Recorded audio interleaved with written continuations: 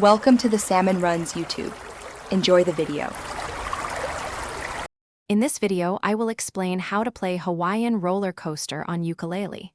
Let's start by learning the 3 main chords you'll need for the song. We'll also cover a simple strumming pattern that forms the foundation of the tune. Focus on making your chord changes clean and timely, as this is key to a smooth sound. Get ready to make some music. Now, let's dive into the specific chord progression for Hawaiian Roller Coaster. The song primarily uses a few repeating chord sequences, making it easy to follow once you get the hang of it. Pay close attention to the rhythm of your strumming. A steady hand makes all the difference. Practice transitioning between these chords until it feels natural and effortless. To make your playing more expressive, try adding some simple melody notes within the chord progression.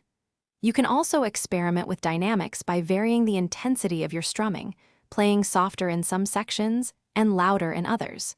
Remember to practice at a slower tempo first, ensuring accuracy before increasing your speed. This helps build muscle memory. For effective practice, consider using a metronome to keep your timing precise and consistent. Once you feel comfortable, try playing along with the original Hawaiian Roller Coaster song to match the feel and tempo. The goal is to have fun and enjoy the process of learning. Soon, you'll be playing the entire piece with confidence and a smile. Thanks for watching. Consider subscribing if we helped you.